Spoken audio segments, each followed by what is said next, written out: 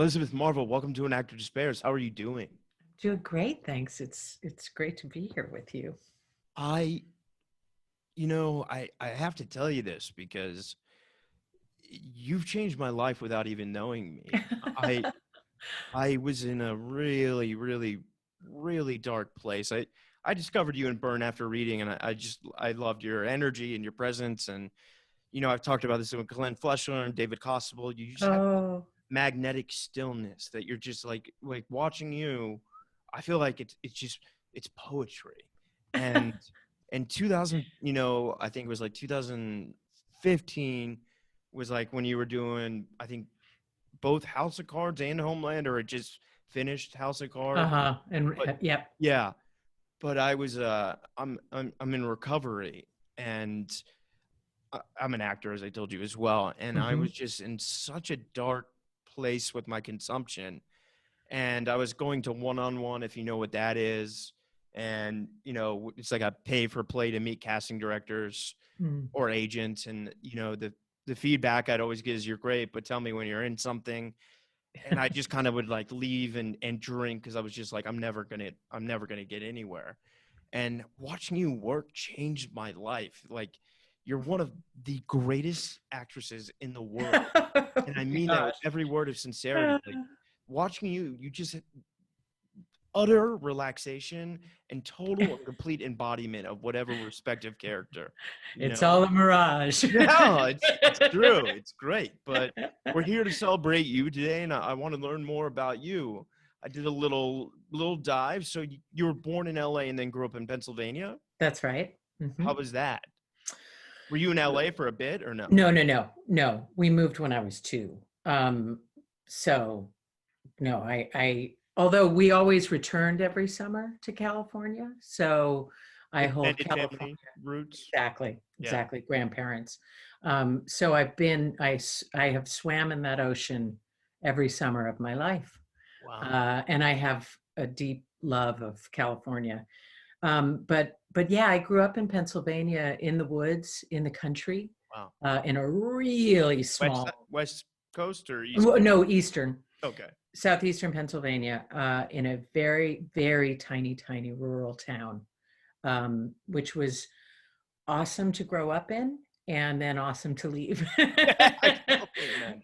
I have deep gratitude for growing up in the woods in the country, but it was good that I got out when I was a young person, because Yeah. I think I could have really had a rough go Yeah. as a young adult there.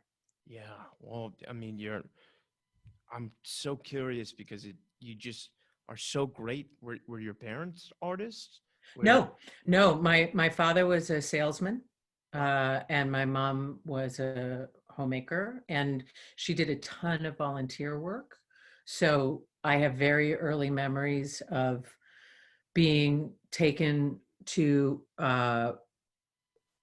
vets' homes and very elderly people's homes with Meals on Wheels. Yeah. She did that a lot, and I remember being very little and sitting on the floor, or next to someone's wheelchair and holding their hand, and just learning, like, just sort of physically sitting by people is a great act of service. Totally.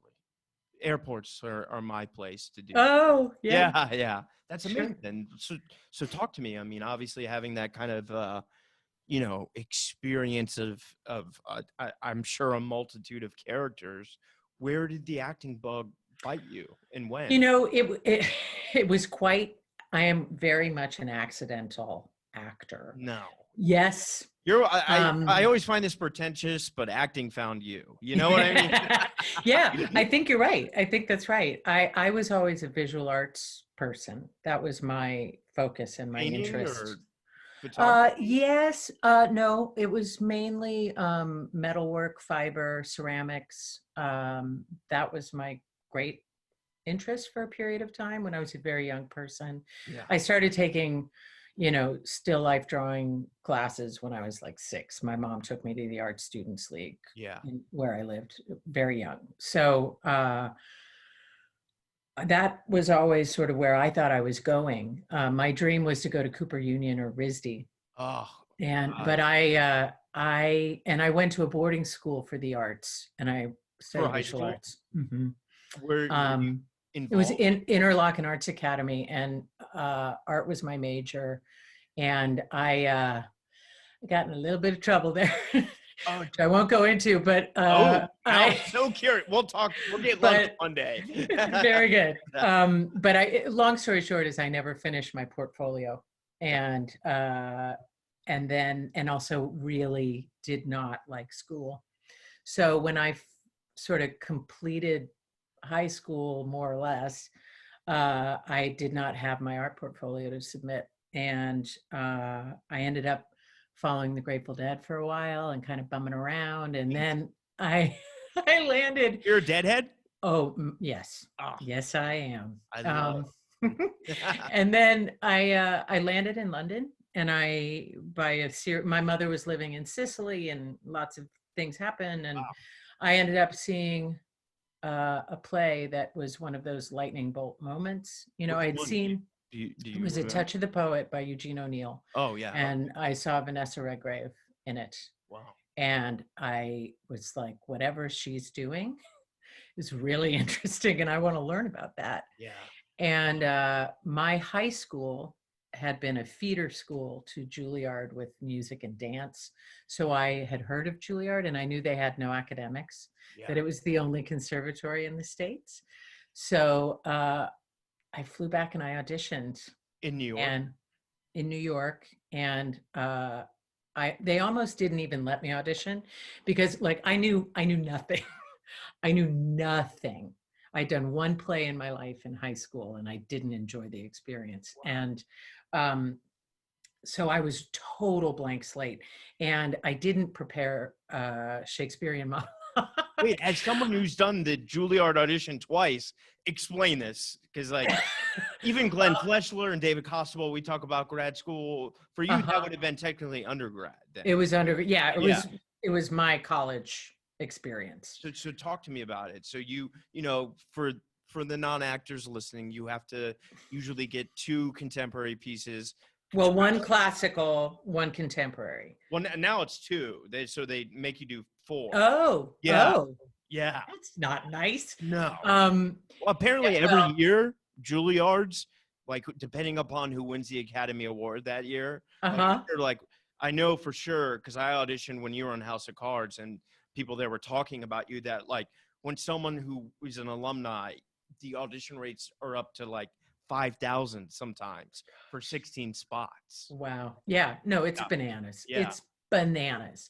So I had to prepare a classical and a contemporary piece. I didn't really know what that meant. So I went to like Barnes and Noble and bought a book of monologues. And I thought Oscar Wilde counted as classical. I totally I didn't get it. So I prepared a piece from Importance of Being Earnest, and I prepared a piece from Strange Interlude, which is a very obscure Eugene O'Neill play. And I think that's why they let me go and let me get away with not having Shakespeare, because they were so struck that I had chosen a piece from Strange Interlude. Yeah. And then I went there, and that was my experience. And You got in on the first try. I didn't. I was waitlisted. I Ah, was waitlisted, and Jennifer Ely, who became a friend, yeah.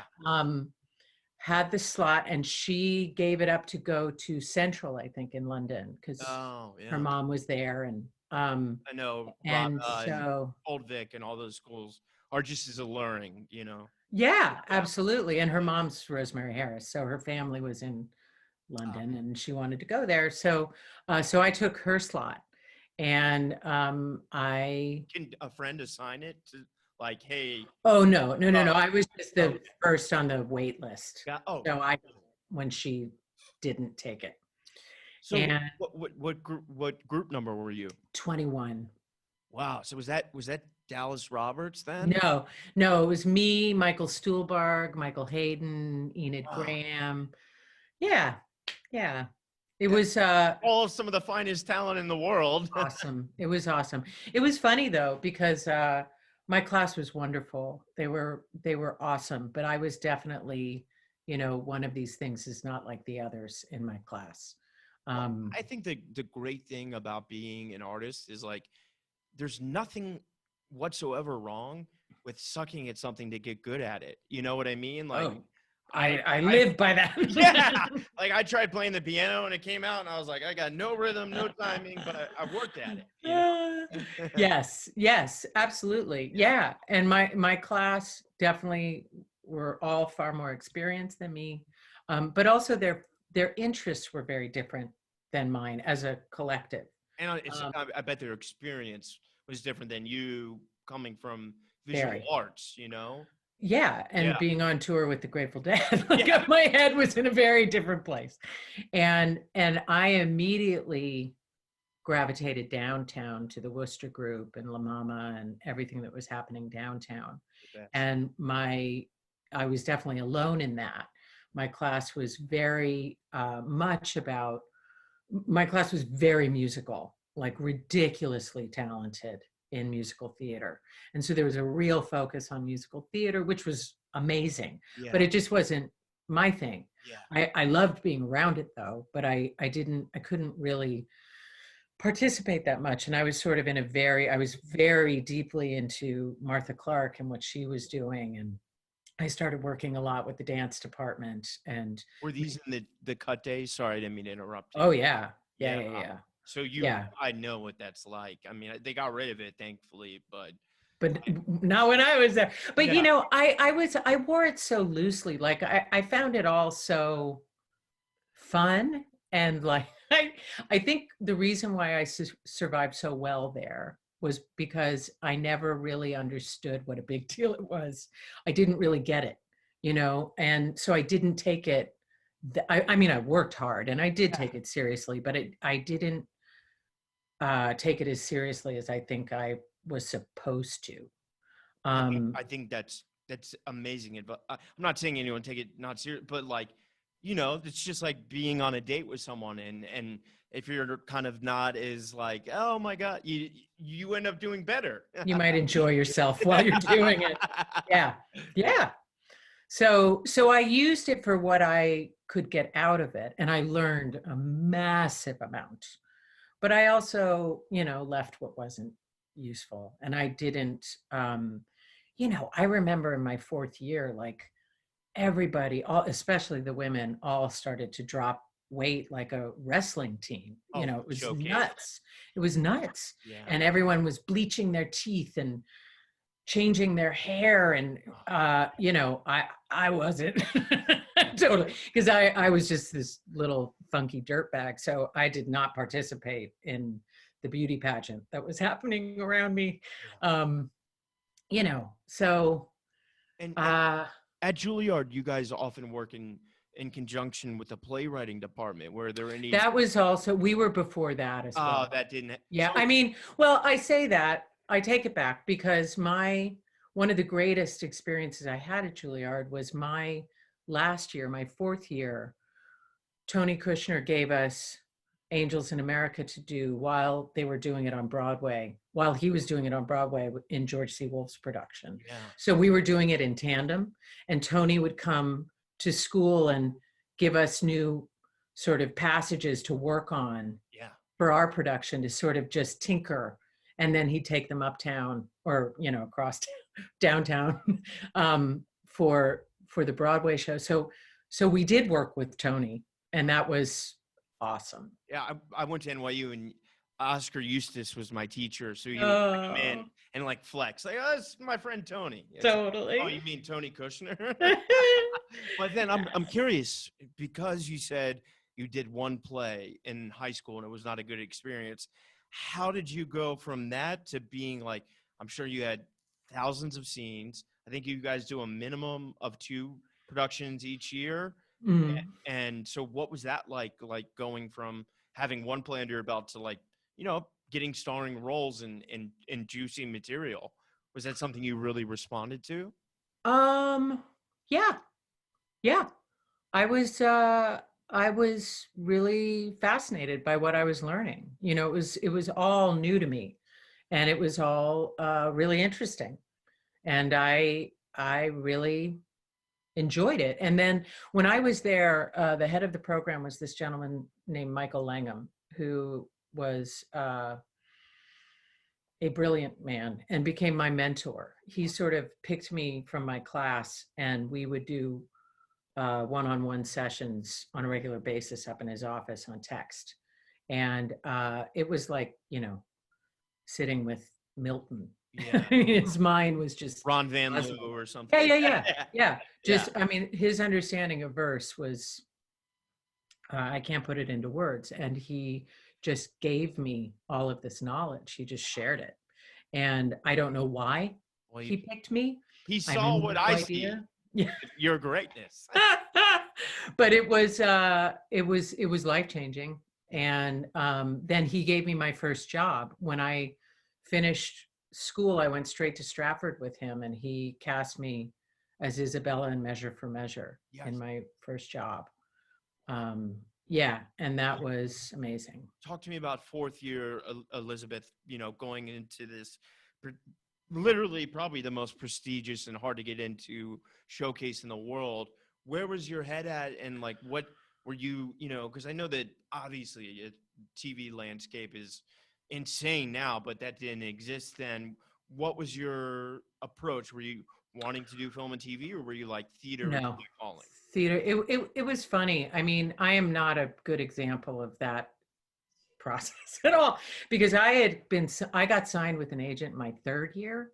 Although I don't know why they even signed me, because I didn't even work. Like I didn't even. Were you auditioning at least? Though? No, like a couple of things, but I didn't want. Like I was like, I'm not leaving school. Yeah. I'm not. But they just kind of wanted to retain me, I guess. So when we had our showcase, I didn't care because I already had an agent. Yeah. So it was irrelevant to me, and I found it so hateful because it was like, we're just making commercials for ourselves. We're not working. We're not digging into anything. We're not being creative. We're just selling ourselves as a product. And I hated it.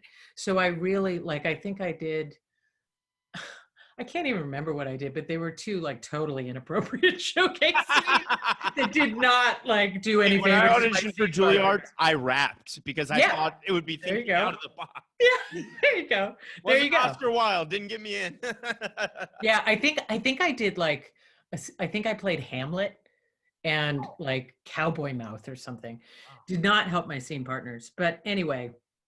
Yeah, so that whole thing, I didn't care. And also because I'd been working so much with Michael, and he and I were having very long conversations about leaving the program and what would come next. And he was very frank with me, and he said, if you want to be a theater actor, when you leave the school, you have to spend 5 years on stage, because it takes 5 years to holistically integrate all the technique that you've been shoved full of for 4 years. Yeah. And that's just the nature of it. He's like, but you don't have to.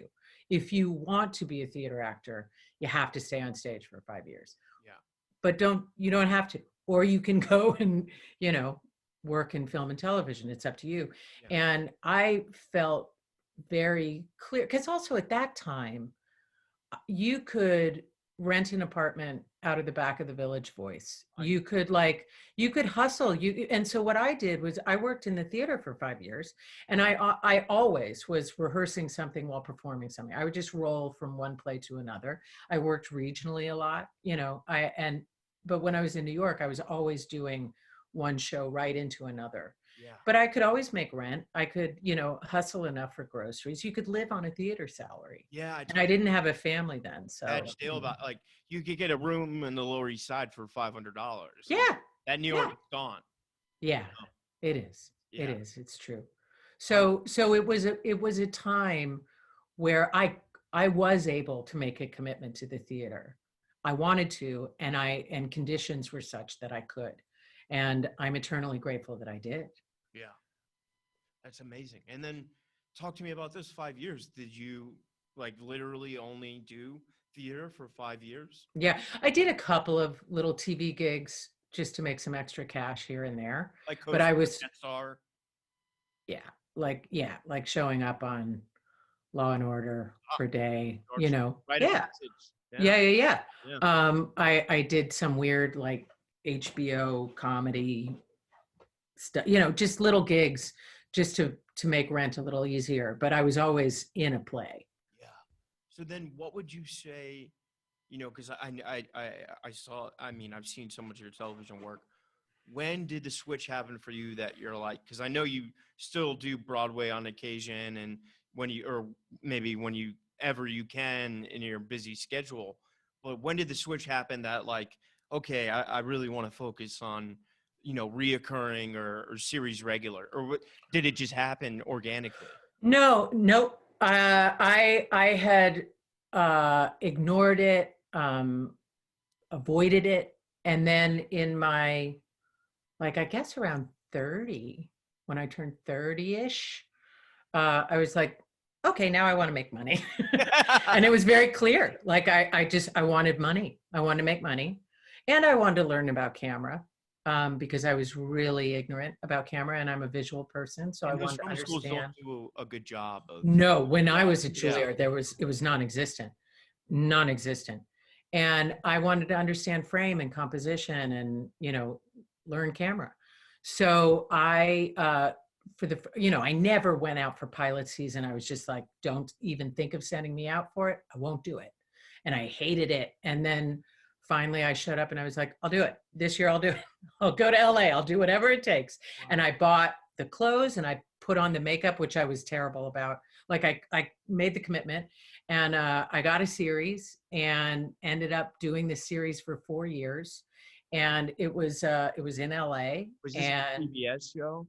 This was a CBS show, Yeah, cop show called The yeah. District. Yeah. And You it also was, did Homicide: Life on the Street. I did. Precursor to The Wire, like That's- David Simon, best of all time. That's right. That's Yeah. right. So yeah, I started engaging in television, and this, it was Terry George, his show, who was, and Jim Sheridan was always hanging around. So I was in with these crazy Irish filmmakers, which was really interesting. And doing this cop show in LA where I was like number 12 on the call sheet. So I just had to show up every day in my little cop outfit and sit at my desk and just like was a human prop most of the time. But the awesome thing is I got to know the DP really well. And I would just sit behind that monitor and hang with the crew. And I learned camera during that 4-year period. I really like absorbed so much information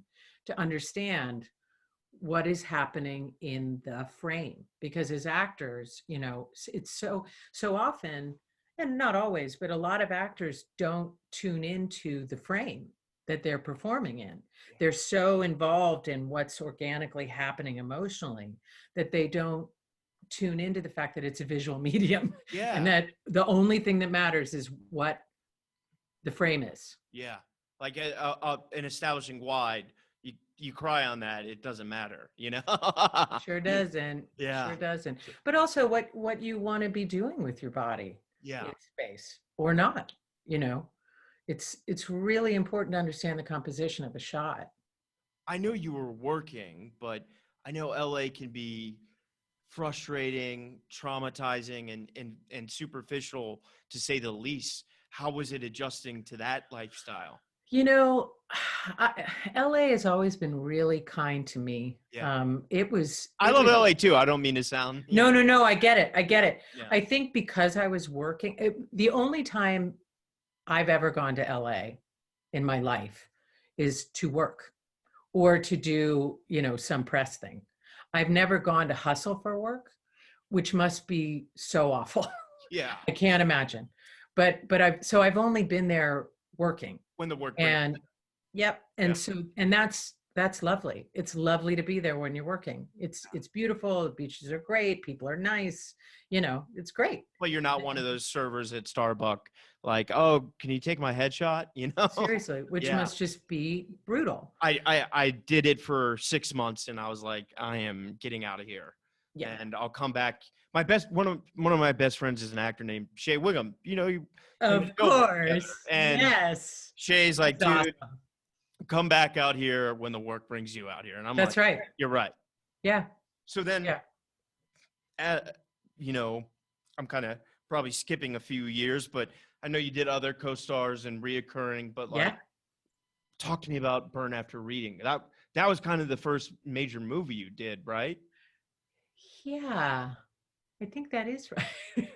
It's so I don't think of I'm it sure it all, like it does. It's all one painting, you know. So but it was that was a really interesting process because the Coens they're so wonderful, obviously. They loved you because you did True Grit. I did, and I did 2 of Ethan's plays as well. And plays. Oh yeah. Wow.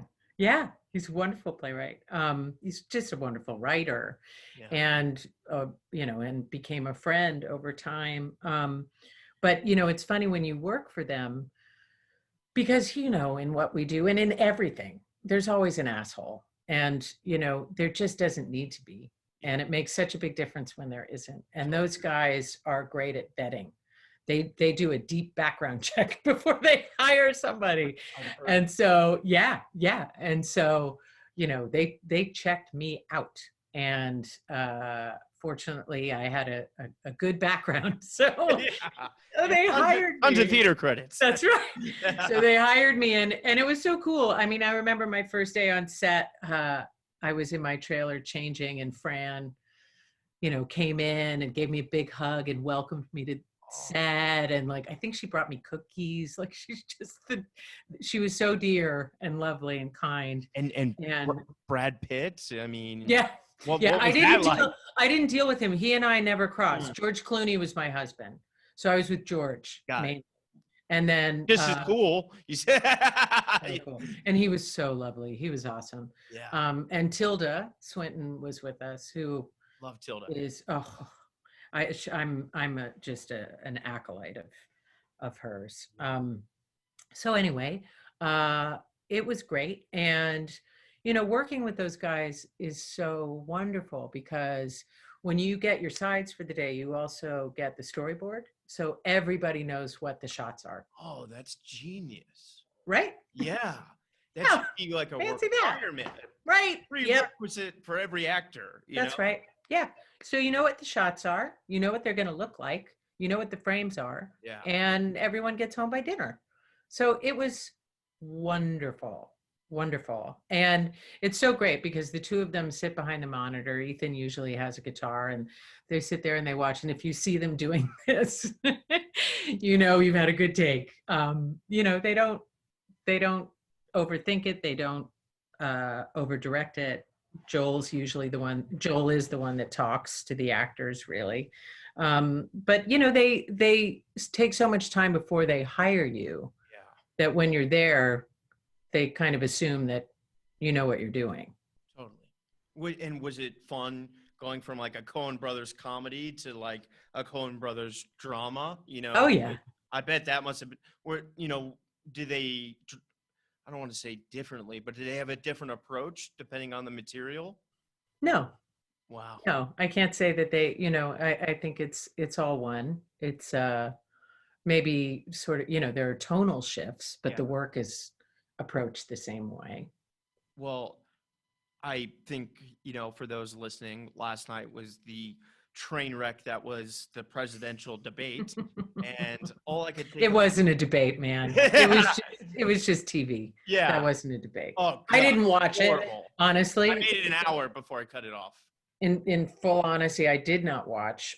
We have a son who has just started high school, and it's a big step, so there was a lot of homework to be tended to. So because you guys are teachers right now. Well, it's sort of. He's very self-contained. There was just some organizational stuff that needed to happen, and it was a great excuse to not engage in the bad television show. Well, if it's okay, I'd like to talk to you about, you know, for a while there, you know, I couldn't help last night but thinking, like, what would Heather Dunbar, Elizabeth Keane do? But you're also in the most famous scene of The Newsroom, you know, where he gives that speech. So talk to me about like these series of characters that are these, you know, like people are saying now, like, we need more strong, powerful women. Like, you paved that path. I mean it. I didn't. Well, to me, you Ferraro, were one of Shirley many. Chisholm, Yeah. there are women to pave that path.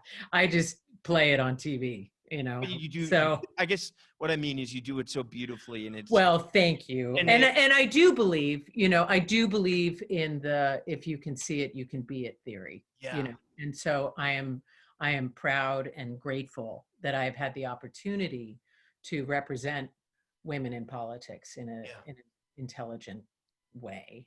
Um, Well, let's start with the newsroom. What was it like being in the scene that's like, I think it's one of the most viewed scenes on YouTube? Especially like, I'm sure the darker it gets with Trump, it's just people go back to that, Sure, Yeah.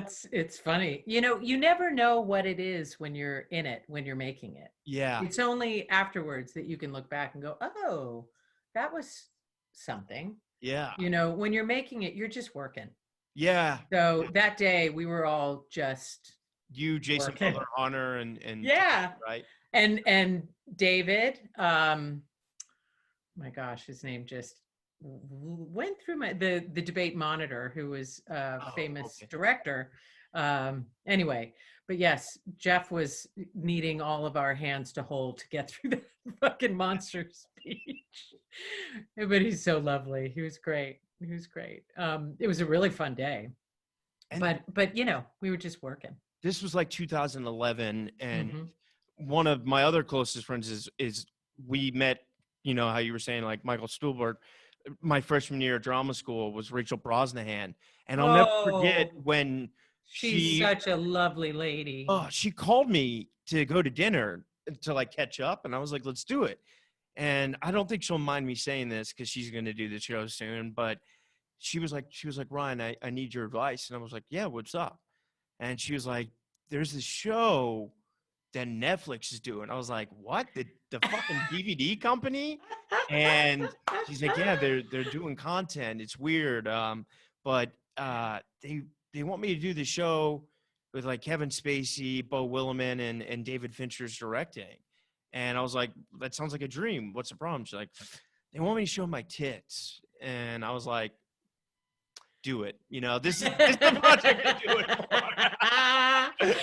for. Oh man. Yeah, she's fantastic. Yeah. She's great. So what was it like living in that world, Because I think for one season you're on, Bo wrote, but then he left, right? That's right. Yeah. Yeah. Talk to me about Heather Dunbar. It was, I was jumping on a moving train on that show. Yeah. But it was super fun.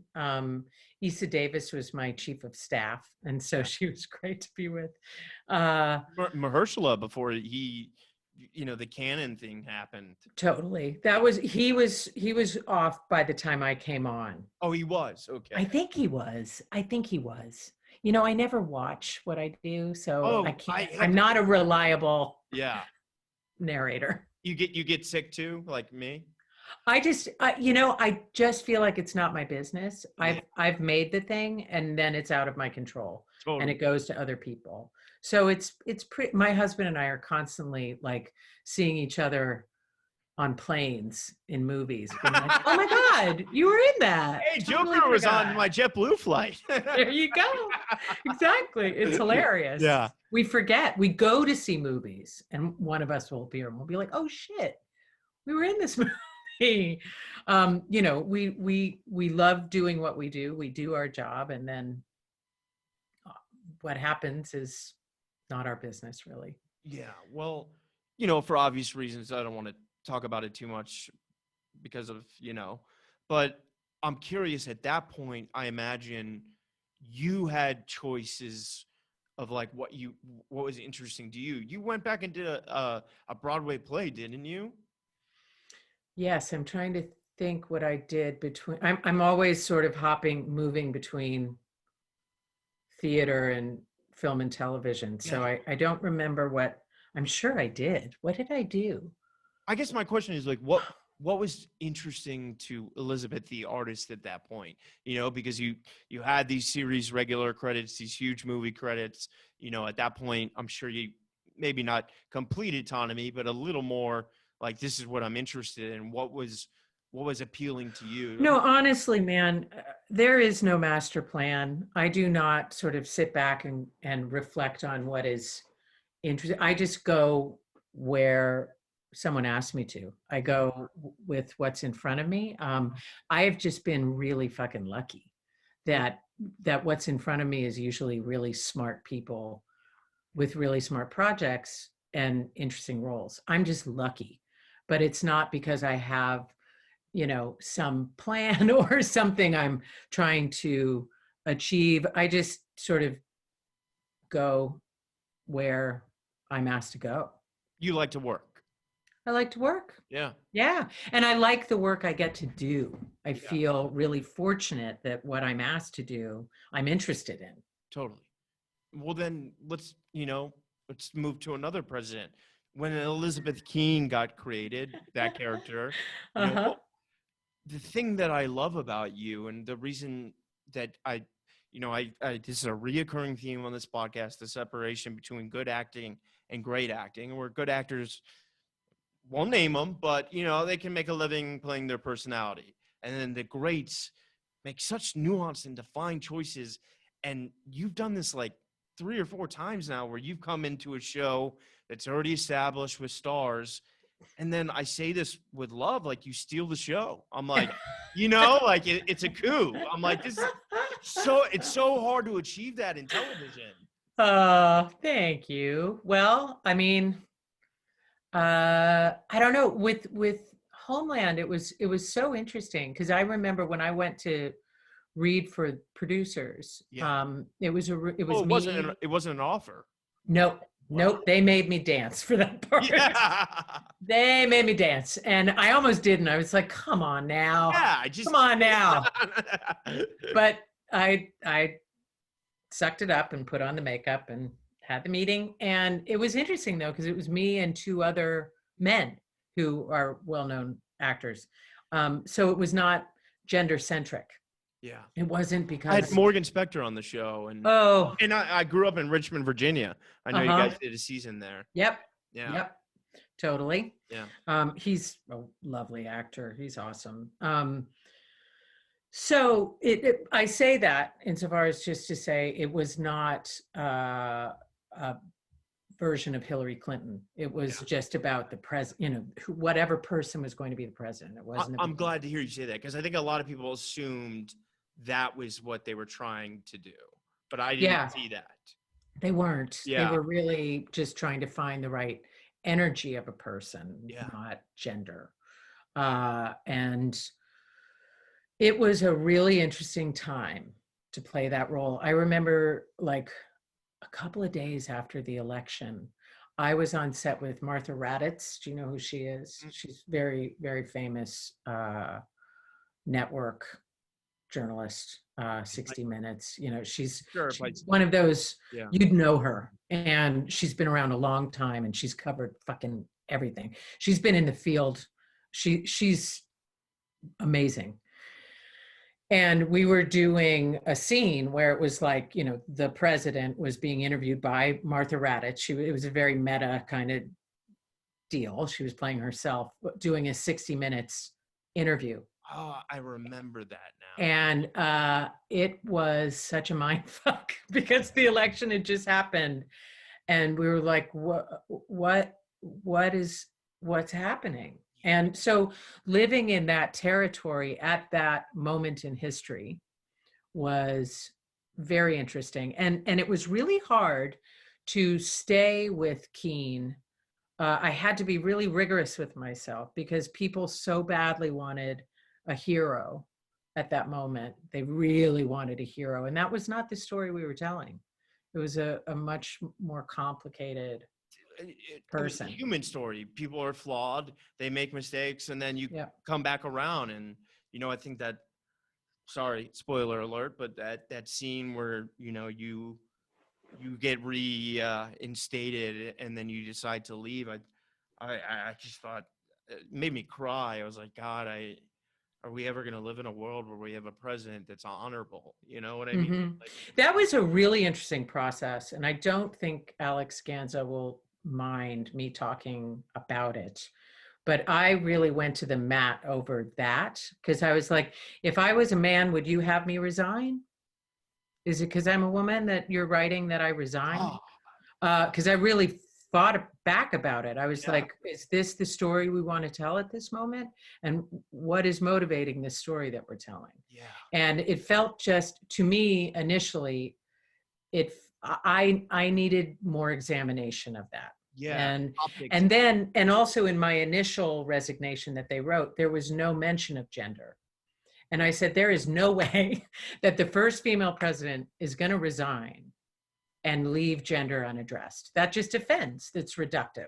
Yeah. And we really went to the mat about it. We went to the mat. And I don't fight with writers ever. Like Well, gotta my stick up for your job, character, you know? yeah, I feel my job is to take what is written and make that happen. Yeah. I really honor writers, and I take it really seriously.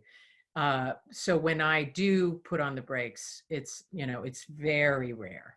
Wow. But this was one time that I did, Good. and we didn't. So I just kept going to his office, and we just kept hashing it out.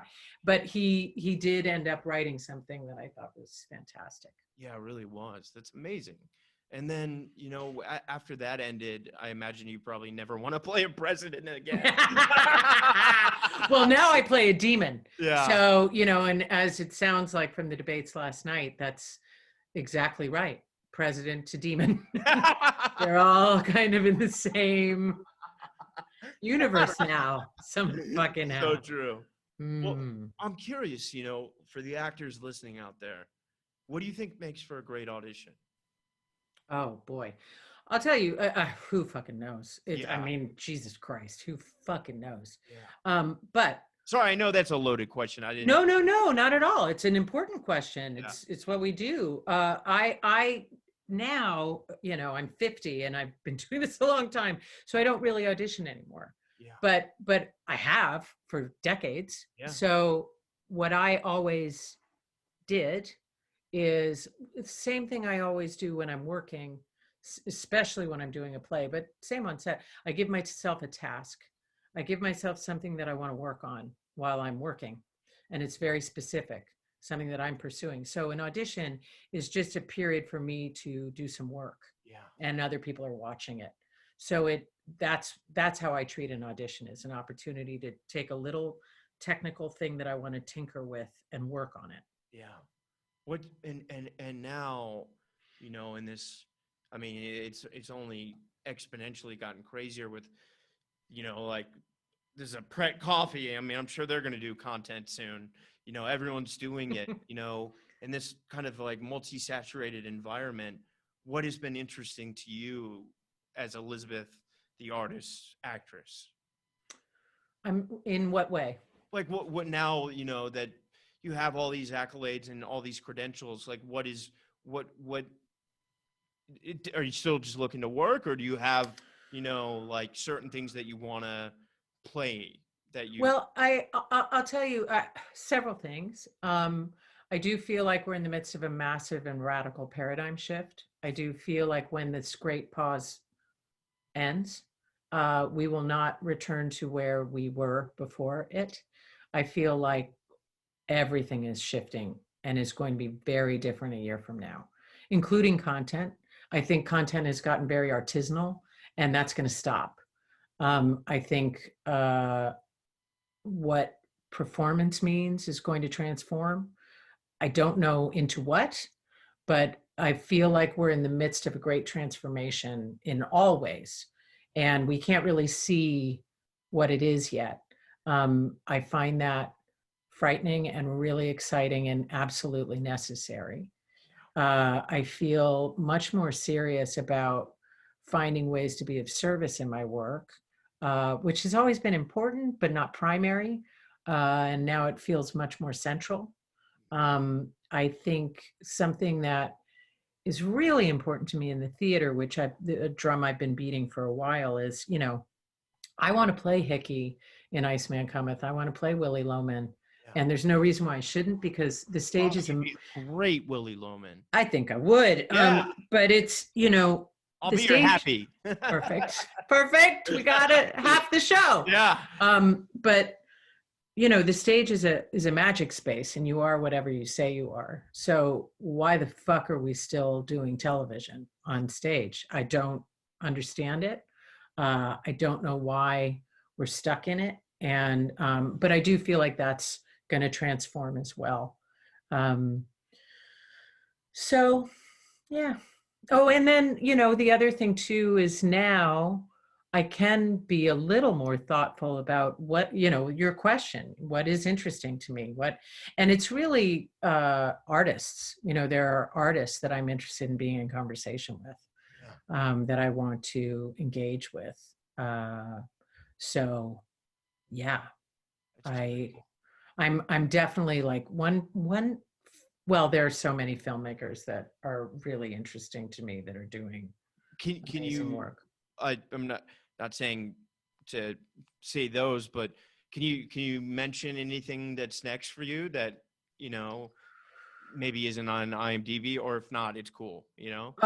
Well, yeah, I mean, there's always, yes, there are things that I'm working on that, you know, the crazy Hulu series I completed, and that's coming out, and that may or may not have a future life. We'll see. Oh, okay. And then this movie that I did with Paul Greengrass called News of the World is coming out, which is about the scandal in the UK. No. This Oh. is a film that Paul made with Tom Hanks, and it's set just post Civil War. Oh. It's a beautiful movie. It's awesome, and it was awesome making it. And How was working with Tom? Oh, it was terrible. Yeah, just terrible. I've heard he's one of those people that wouldn't pass Joel and Ethan. Oh my God, never. No, yeah. He's everything that everyone says. He's so professional and lovely, and truly treats everyone equally. Like truly treats everyone equally, shows up on time, knows his work, and, you know, has awesome stories when you're having your coffee break. He's just lovely. He's fantastic. I would work with him forever. I'd go into the trenches with that guy. He's awesome. That's amazing. Well, you know, my father's a doctor here in New York, but he told me something scary today, that I think we've been at 1% and we jumped up to 4%. So if this resurgence happens, do you think, you know, this pause on content being able to be made will continue? Yes, I do. I mean, it's interesting when we first we came to this farm in Vermont to pause, and we were contacted by this production company called Maven Films, who's Trudy Styler. Anyway, they contacted a group of people, and what they did was they sent us equipment to make a short film, and they asked us to write a proposal, and if they liked it, they would hire us to make a short film. And they are making, and they did like it, so they sent us all this equipment, and then they put us in touch with the DP virtually, and an editor virtually, and a sound person virtually, and we shot a movie. My little family, my husband and son and I made a movie. No way. So does he have the bug, your son? No, he loves Shakespeare. Oh, he's got the bug. He loves, and you know, you talked about Oscar Eustis. He's sort of his mentor. Oh, so they sit and read Shakespeare a lot together. Wait, have they been? No, I was gonna say that's couldn't have been his TA, because he would have been like 10 then. No. Yeah, they're just friends through me. You know, when I did Caesar with Oscar, Cy was around a lot, and then they just became friends. So that amazing. Was great. Yeah. Well, final question for you. You know, yes. in these kind of bleak times, and, you know, a lot of actors that don't have that agent, don't have that manager, don't have any credits or under fives yet, and you know, are kind of really struggling. any words of advice or words of wisdom you would give to, say, a young Elizabeth that's wide-eyed, you know? Well, I remember when I don't know if this is helpful because Okay. we are, off the map. We're in a time that has never happened before. Yeah. So, I the most important thing is people just take care of themselves, tend to their mental health, try not to isolate too much to the best of their ability. That's the most fundamental. Engage in civic action as much as they can safely, vote. But as far as the arts, I remember when I was a second-year student at Juilliard, I had this idea about the Three Sisters that I was just chewing on. And I do this. I read a text and I find something that I don't ever see explored, and I chew on it and chew on it. And I was doing that with Three Sisters. And I went to New York Theater Workshop, who I had no relationship with. I was a second-year schmo. My favorite theater. Yeah, mine too. They're my home. Yeah. And I got in to see the artistic director, who was Jim Nicola, who didn't know me. But I was like, I'm a student and I want to talk to this theater and I have a right. Yeah. And he agreed. And I told him my idea and he was like, that's very interesting. I'm going to let you use a little space. So he gave me a little room.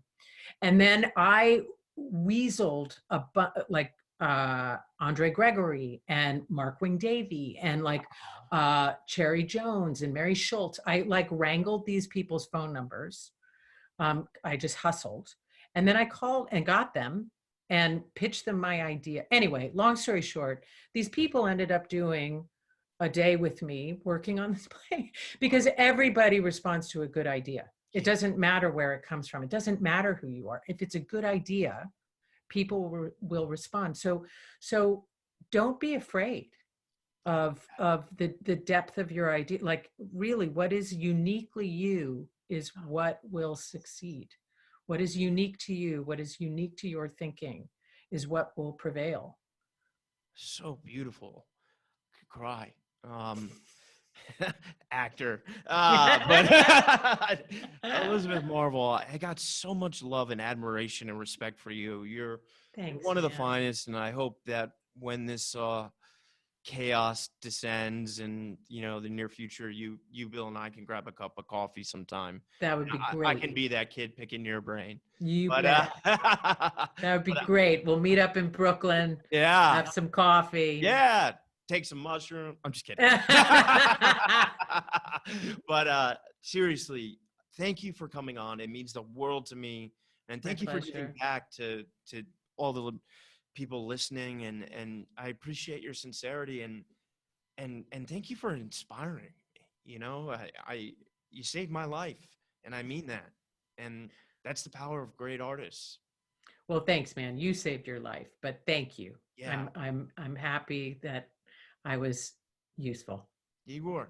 And I got so much love for you, and let's do this again soon. Next project. Awesome. All right. You bet. So much love, Elizabeth. Thank you. All right. Stay safe. You too. Bye.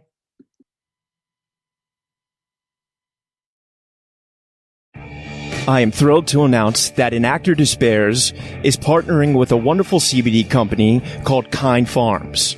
Everyone out there has heard of CBD. I started taking it a few years ago when I first started getting sober and to help with my anxiety. Sadly, as one can do, I was overtraining in the gym, and a friend recommended a topical and a tincture to help with the pain. I tried it. It was okay. However, recently, I was introduced to a product that has really changed my life. Not only has it helped me with anxiety, but I am stronger than I have ever been. I'm able to carry out lifts my body used to prevent me from doing. Kind Farm products have single-handedly changed my life athletically and personally. They utilize 100% local licensed farmers, organic cultivation, and CO2 extraction for superior CBD. Kind Farms is turning CBD to a kind alternative to pharmaceuticals. Let's transform tobacco row into hemp row. If you want to get involved, please reach out. Together, we can make a difference. You can use my code RYAN10 for 10% off. You can find them on Instagram at Kind Farms Inc., all one word. That's KINDPHARMSINC, and their website is kindfarmsinc.com. Once again, my code for 10% off is Ryan10.